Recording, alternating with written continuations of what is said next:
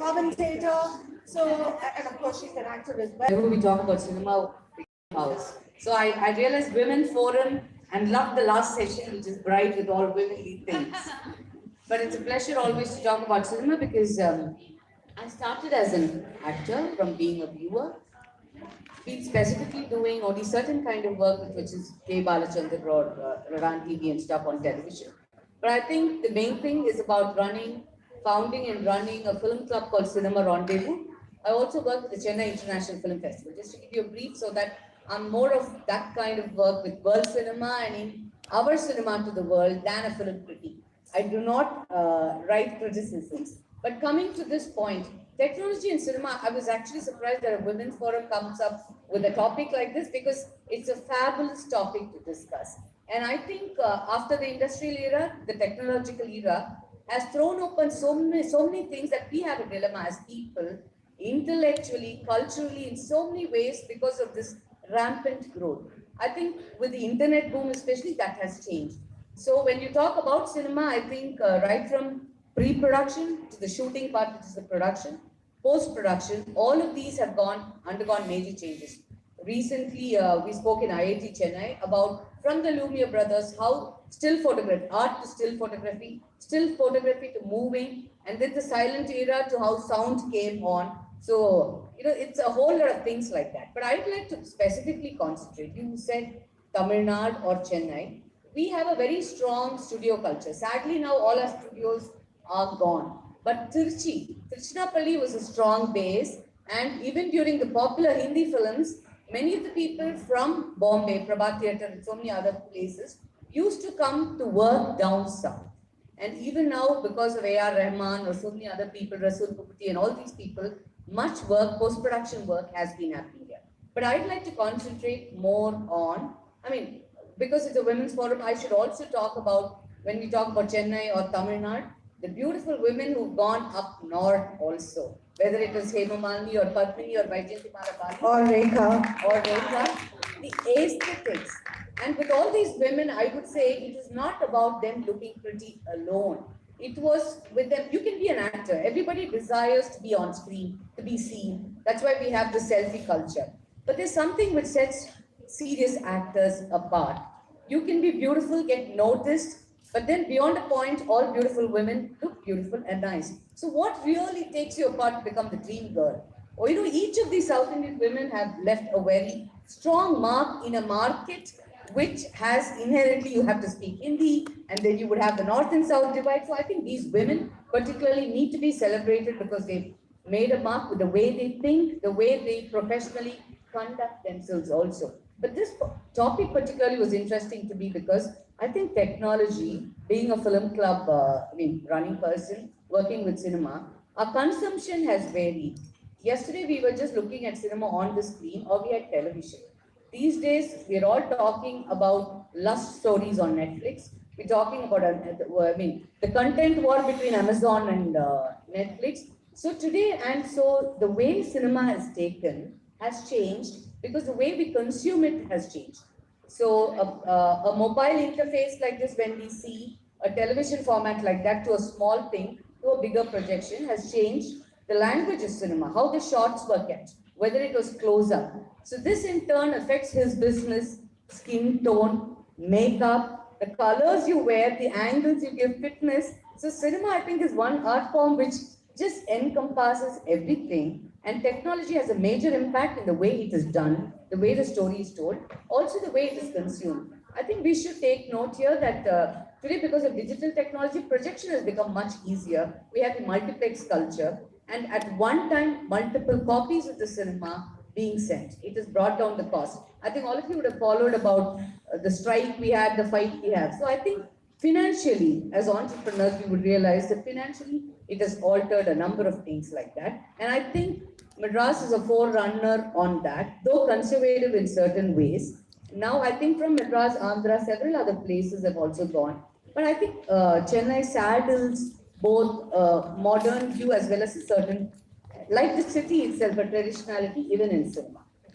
That's beautifully put, Shailaja. Now, coming to Dr. Sethuraman, just to give you a little insight, he was studying in Ramachandra Medical College, if I'm not mistaken, Annamalai University, okay. And when he had this passion not just to become a dermatologist, cosmetologist, but he also wanted to be an actor. And by fate, he met comedian Sandanam, and then, he ended up doing KLTA and then numerous other films after that. But now he's completely into, his life as a doctor. Setu, interestingly, she was talking about beauty and how women look so beautiful on screen. And you're in that business as well, because as a cosmetologist, you're not only making women feel beautiful, look beautiful, and men look better, you are also an actor. So you've seen both sides of the spectrum. Tell us a little bit about that. Good evening, everyone. Today there's a lot of disposable income, I believe. So there's a lot of money put into this. Like at one point of time, I think 2016, the cosmetic industry was the largest revenue generating industry. Like whether they panic for a cardiac surgery or not, they panic for a hair transplant. So they panic to, look good. They panic for acne. That is the truth today. Because we see every day, hair fall, I see 18-year-old boys coming. So psychologically affected. But I keep telling them, like, this is not the age to get affected psychologically. So, looking good, now people have a pressure of looking good. To get a girlfriend or to get married, or either ways. So I think the pressure is building up because everyone feels they live only once. The times have been changing. Like 10 years back, I was not worried. I was really not worried about anything about myself. Now I feel, I need to do a hair is falling. So even with me, things have been changing. I think that's the same with everyone. But as an actor, you put on your makeup and you ensure the lighting is right because you want to look good on screen, right? But why do you think this is now translating to the common people? Because even they, of course, it's aspirational where you want to look as beautiful as Deepika Padukone, for instance. But even youngsters, common people, women in their 40s, in their 50s, want to look as good as these celebrities today. Yeah. There's nothing wrong, honestly, because you spend on a house, you spend on a car. Like what I feel, you're spending on yourself. You're looking good, you're feeling good. I don't think money can be equated to that, but there is a limitation to these kind of things because it needs to be done safely and it shouldn't be overdone. Like in the Western countries, they push themselves too much and they want to look different. So I think that there should be a balance between that. Right. Of course, we know of many Bollywood celebrities whose nose jobs or lip implants have gone wrong and they've been mocked about it. Shailaja, when we're talking about technology and need to look good on screen, do you think there's so much of pressure on celebrities, to keep themselves looking as young as possible till however long as possible? I guess it is there, but it is for us to decide how we want to be. For example, if you take superstar from here, South, Rajnikant, he looks a certain way and is able to carry it off. But we can criticize the same thing about. I heard somebody after Vishwarupam talking about. We all constantly in a cosmopolitan city like Chennai, you get into these arguments. Oh, the South heroes don't maintain themselves. Look at Akshay Khanna, so this kind of talk happens. So I think it really goes into defining yourself.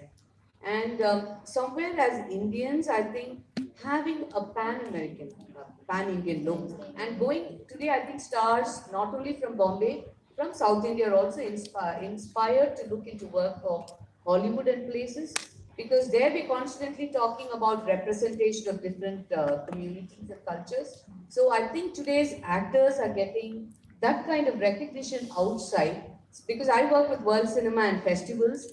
I know that because of technology, there's a lot more exposure of our cinema, not just the main ones which were running overseas with overseas rights or for a small NRI diaspora. I think the festival screenings are taking our small actors. Like somebody like Pasupati who's down from here, I think has the potential to really, like you have some people from Bombay coming up like that. So I think different kinds of looks are being accepted. And we know for people like Irfan Khan or Nawazuddin, they are selling a new kind of look. It need not be the Salman Khan look or the Amir Khan look or fair skin or biceps, triceps. So I think people are exploring, pushing boundaries and getting comfortable with their own skin. I mean, I know Hollywood actors like, I mean, they're okay showing their freckles. They don't want to cover it up with layers of makeup. So I think it is changing. And with technology, the cameras have changed. And a lot of it, even in your mobile, when you shoot a picture, you will realize that depending on the lighting, the lens in the mobile, the quality of the lens in the mobile, the way you look changes. You don't have to put it inside an app and give you. I mean, people can make out. Somebody who's used to it can make out if you put it through an app. So you're really losing recognition for what you have also. So to get comfortable about showing, I'm 40 plus, I'm okay with these freckles. Oh, my nose is a little bent. It's okay, it adds character. I think a lot of actors, middle-aged, young, are beginning to explore that. And we are getting, with realistic films, we don't want to have a uniform glamorized. I mean, I belong to that kind of people where there's an individual change with each lady who walked up. With Lata looks a certain way, you know, Meenu was looking another way. So I think that is what we're celebrating, especially when we get together with women, to get comfortable in our own skin, start celebrating it. If we believe it, I think the world recognizes it. That's really nice. Well, I think, you know, when you were speaking about Rajnikant and on screen, of course, other than Kala and maybe Kabali, where we actually saw him in his real age avatar, right?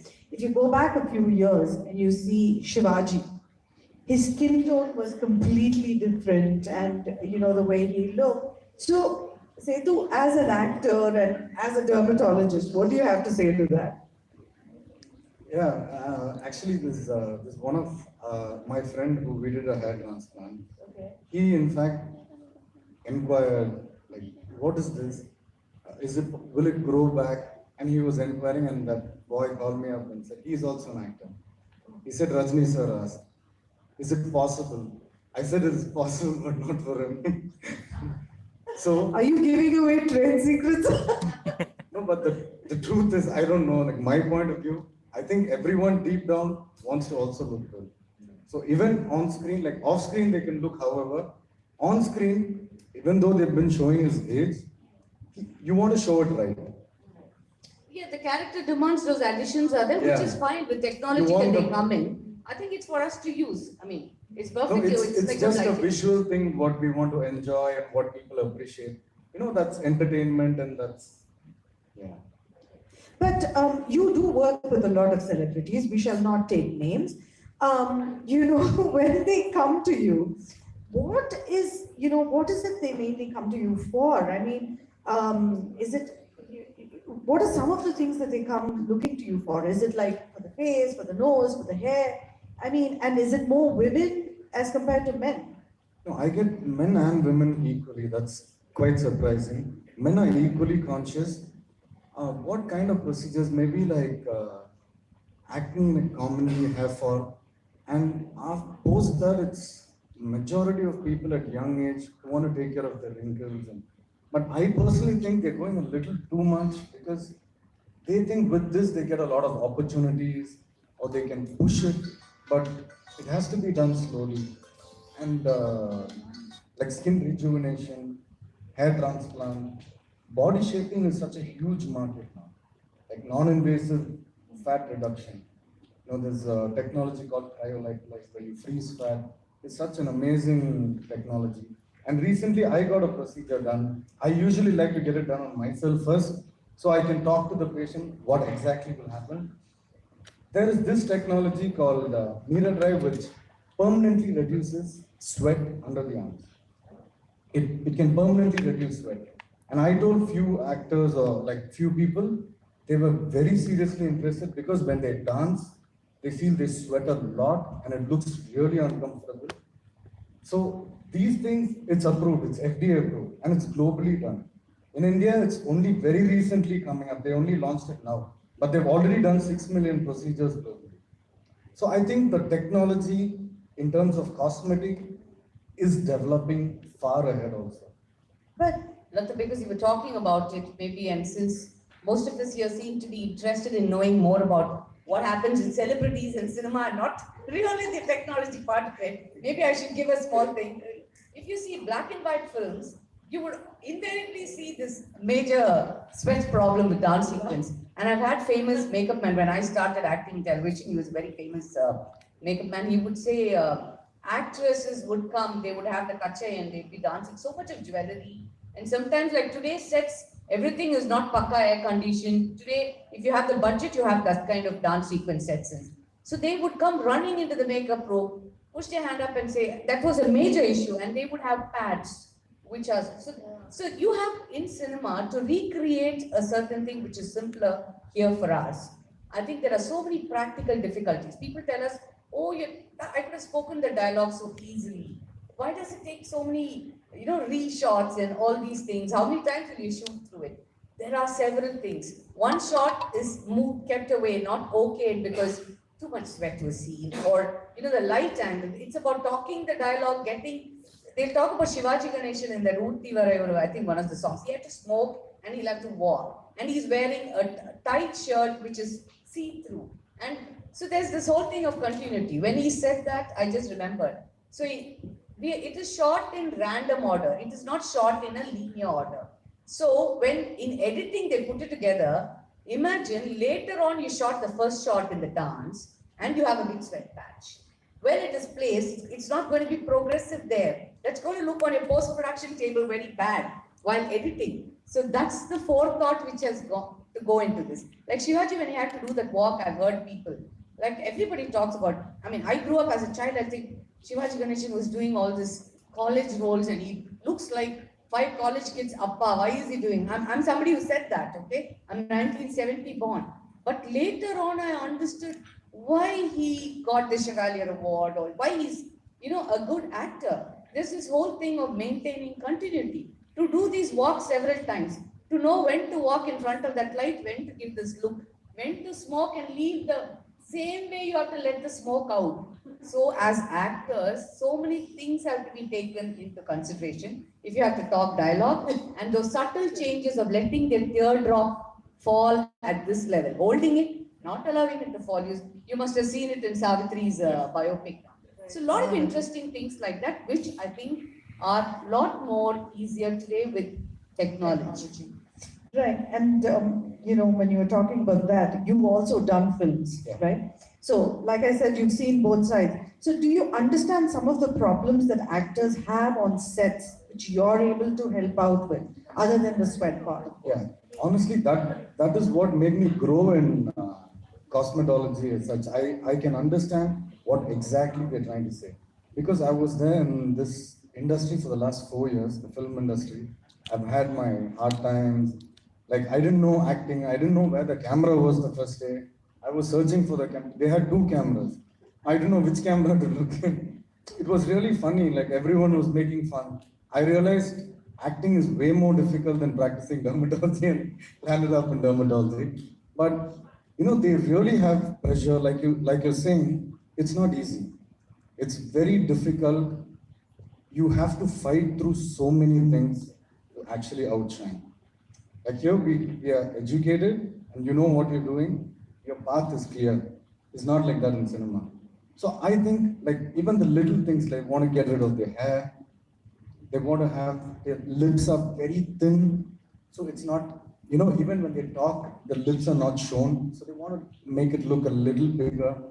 Their nose looks like round. You see, many people have drastic transformations. It has to be done correctly and in a very subtle way. And anti-aging, I think, is like a huge thing right now.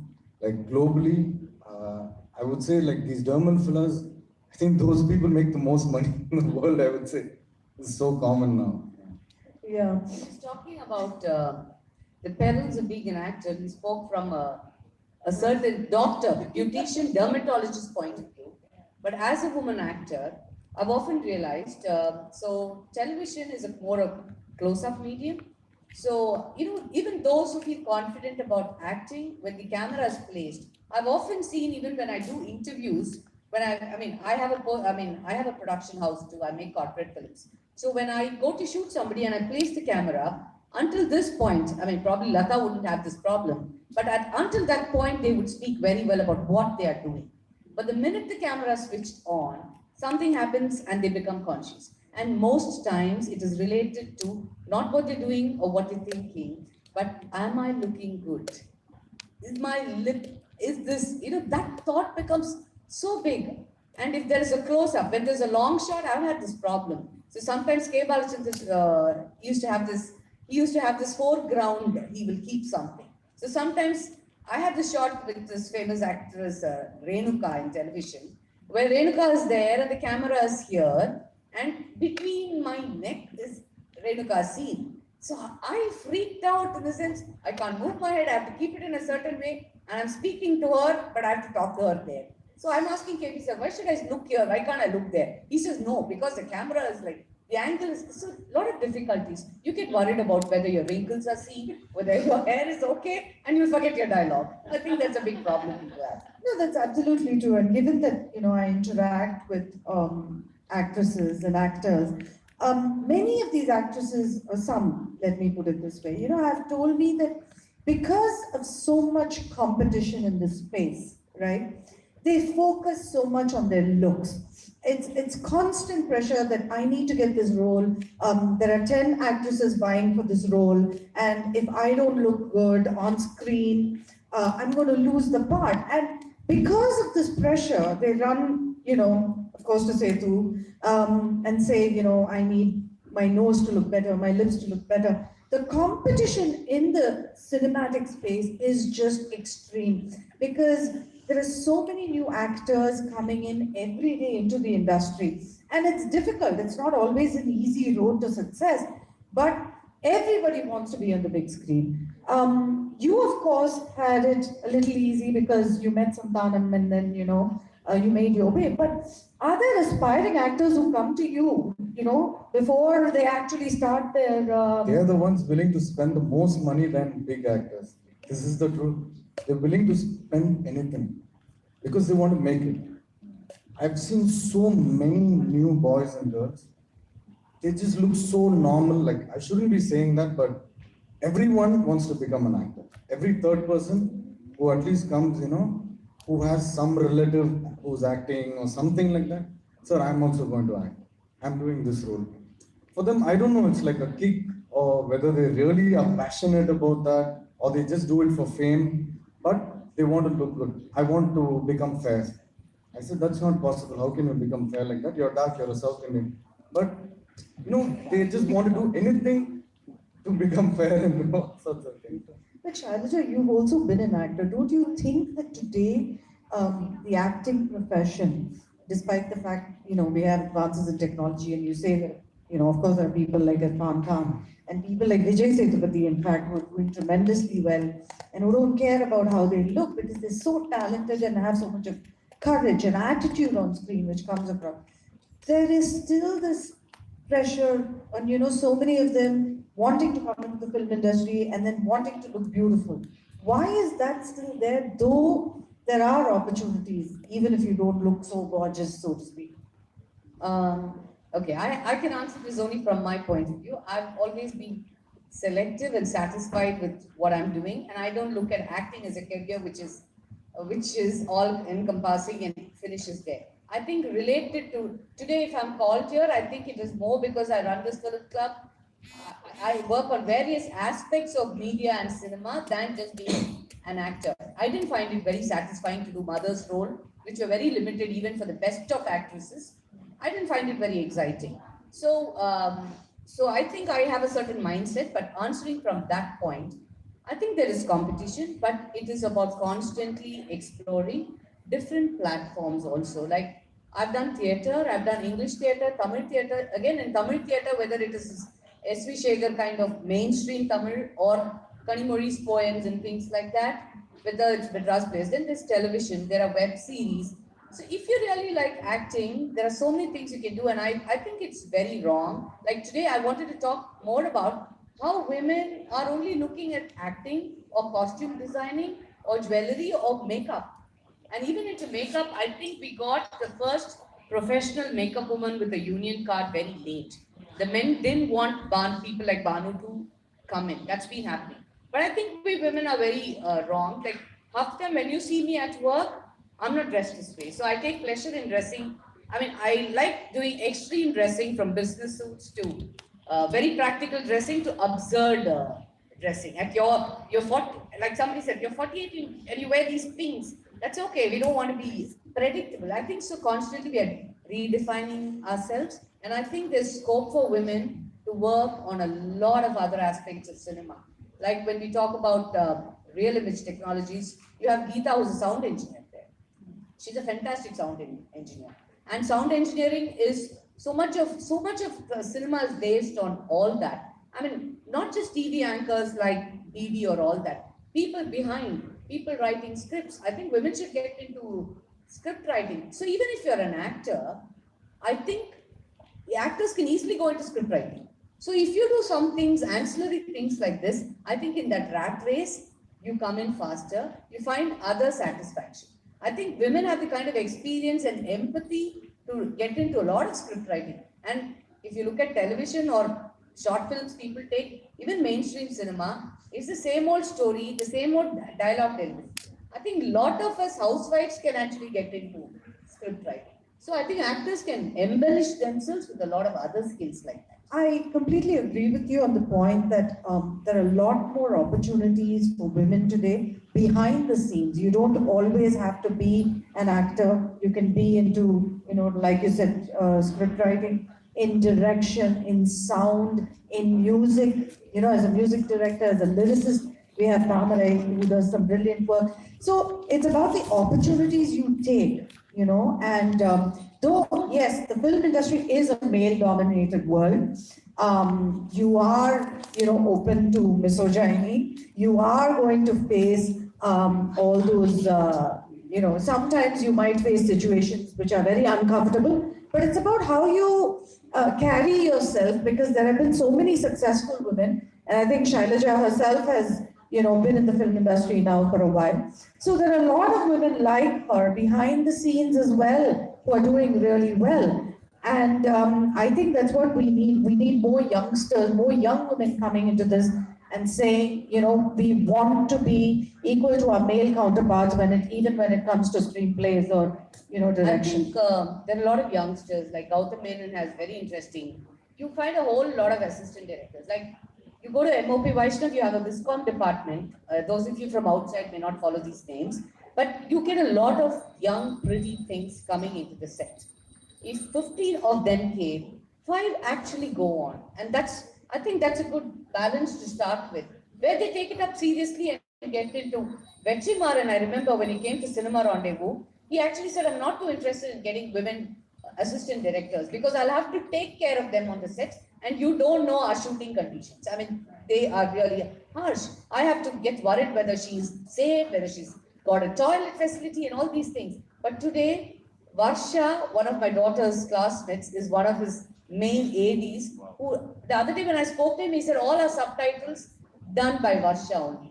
Rakes, or I think Vairamuthu's daughter-in-law, Madan Karki's wife, they are doing, Nandini is doing wonderful subtitling work. And I think those are the things we should concentrate on, because today, Indian cinema, particularly Tamil cinema, South Indian cinema, because the world knows only Bollywood more. We can actually present these things, and I often find when I look at South American films, Spanish films, all these films, they resonate so well with our sensibilities. So if we can go into good subtitle, be professional, subtitle, and even those films into Tamil subtitling, I think there's a huge market there which women can explore and not just concentrate on being pretty.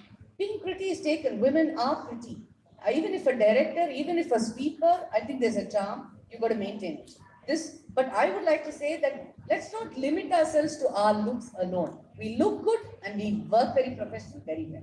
That's well said, and Setu, I must come back to you on that because you have a lot of women who come to you and say, make me look better. But I know, because I've come to you myself for some skin issue, and I know the kind of advice you give these women. So tell us a little, about the advice. I want everybody to hear it. I totally accept with her, ma'am. I honestly think just looking good is not everything. Just by looking good, you cannot achieve everything. Only beauty will not give you everything. Honestly, you're just a doll. You know, there's no life to just being a doll. So the characters which come, you know, everything should be beautiful. You know, you kind of the way you talk, your character, the way you're caring to people, all of this, I think, is considered beauty.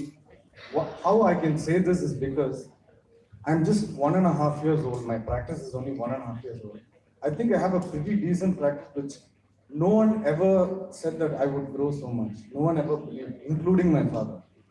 So I can definitely say it's not look or anything. It should, you know, you should work from your heart. I think that's But bottom I line. must say, looking good is very important also. Like when I'm coming here, even though we're supposed to talk about technology, I saw to it that I wear a sari in a particular way because, you know, being women, I think, is an advantage. It does have certain negative things, but most times it's been an advantage for me because, you know, I could explore a lot more. I was not limited by just this or that. I think if we are brave, we accept ourselves, and I think looking good is part of the whole part. I'm not against it at all. I've been constantly taught. One of my other friends was in the other forum, Nina Reddy, the hotelier. She would check on my handbag, and I never had the habit of carrying my. Though an actor, I would never carry a lipstick because I thought, oh, you do all that, you know, you're like considered a doll. But she's one of those friends who made me realize, carry a lipstick. You know, you can do a touch-up. Get your hair like this. Keep your clothes ready. Be organized. So anywhere you're called, dress according to the situation in a jiffy. I think looking good is very as important as other professionals. Well, on that note, I'm just going to sum this up. While I have an actor cosmetologist on this side, I have an actor and a world cinema specialist on the other. Looking good is important from what I understand, but it's also about your individuality. You know, look good, but don't kill your individuality. Self-belief is very important, and so is your attitude. Thank you so much, ladies and gentlemen. Thank you. It's a pleasure. And it's been very nice being here. I especially like the way when you give the award, that's the woman's touch, I think. Yeah, Bindas. Thank you so much for that beautiful insightful kaleidoscope into cinema and life, I think. And that remark on the celebration of womanhood, because we wear that like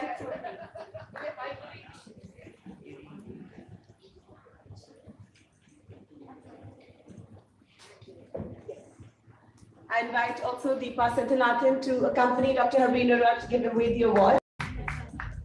And Lata Srinivasan, would you please be kind enough to give away the award? Always a pleasure to have Lata today's session.